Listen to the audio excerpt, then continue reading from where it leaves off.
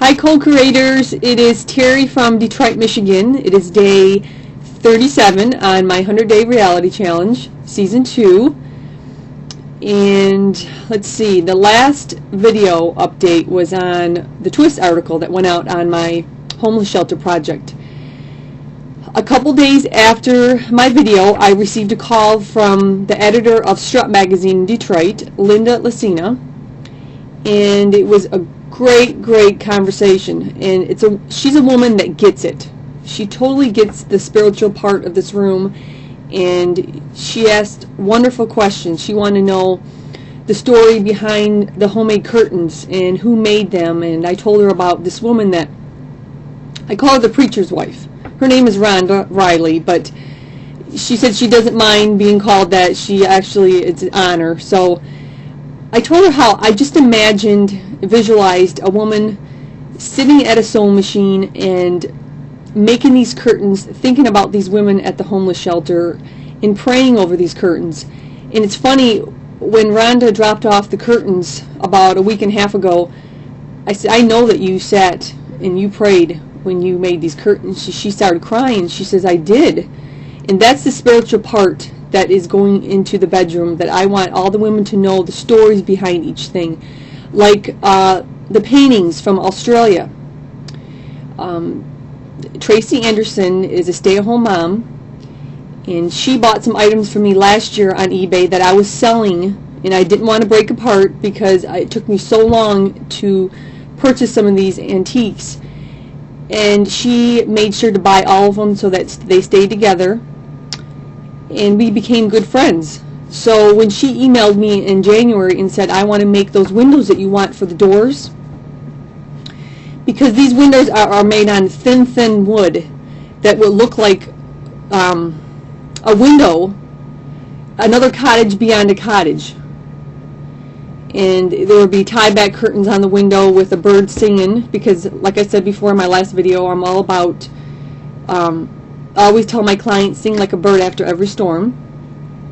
So there will be a bird that's sitting on the ledge singing, a candle burning in the window, which represents life beyond the door. And I told her about what that represented and who made those windows.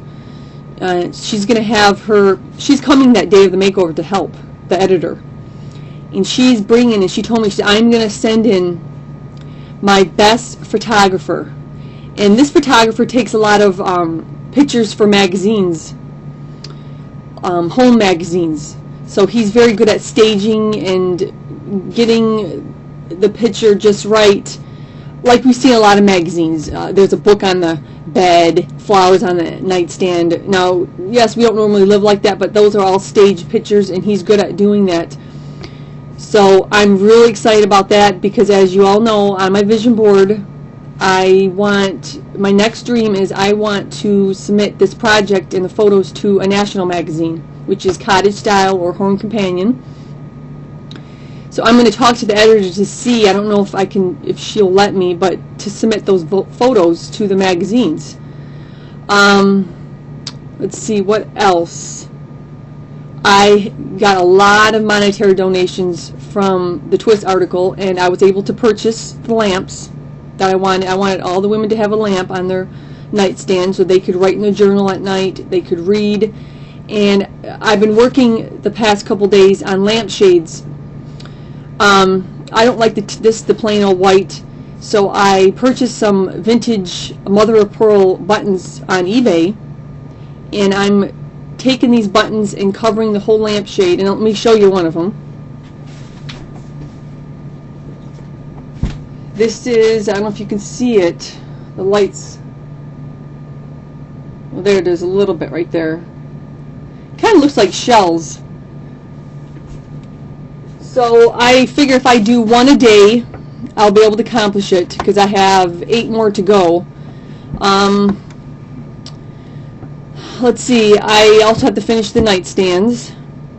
The project, we have a date. June 18th is the makeover day. June 13th, the carpet's being installed. June 14th, all the bunk beds and baby cribs are being delivered and set up. Also, I spoke with the director at the shelter, and she is going to call Channel 7. Heather Catallo is one of our reporters for Detroit, to see if she will show up. And what's great is, I said, why don't she show up and have the camera crew there to catch the women's reaction when they come into the room and see the transformation. So I am keeping the faith that the camera crew will come, the reporter. Let's see.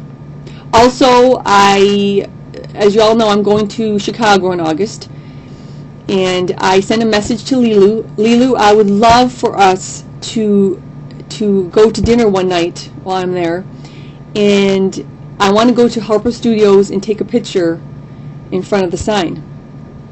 So if there's any way that, if you're free, if it's close to where you live, if we could set that up, that would be so great. Let's see, what else? I'm heading to the shelter this morning. I have to do some decorative painting. Me and my friend are going to paint a vintage screen door on the bedroom door, which is, their landing's going to look like a cottage porch. The mural artist started on Friday. He will be finished by this Thursday on Enchanted Forest for the stairway. Let's see, what else? Everything's pretty much fallen into place. It's getting close. I'm kind of a little bit sad. It's like feel like I'm letting go of a part of me, but it's all good, and I hope that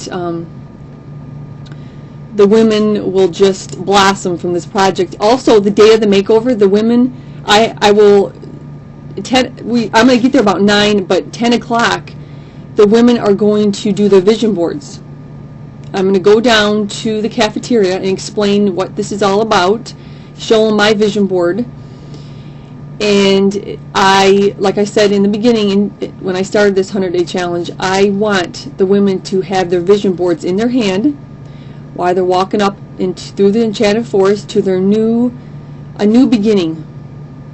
And just the thought of having those boards next to them before they go to bed, that they have something to dream, to manifest, to believe in. I just think, it's just going to be wonderful. I love the idea, even if they have to roll them up and put them underneath their bed, it's there. The dream is right below them, and it's not going far. It's staying next to them, and it's in their thoughts. So, I don't know if I told you, but I also purchased photo bags for the women. And I thought it would be a great idea that they could even put what they want to manifest in their life in those pictures on the side of their photo bag. So it's always with them, their dream.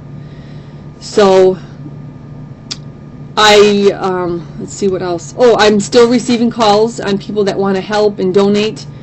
And it's already been a week and a couple days has gone by since the article went out. So about 35 to 40 calls I've received and 10 emails. So, Angela, I'm glad you're back. I wish you best of luck, you and your husband. And all of you, I just hope that all your dreams will come true, and your spirit will awaken even more with this 100-day challenge. You have a great day, and I will talk to you soon. Love you. Bye.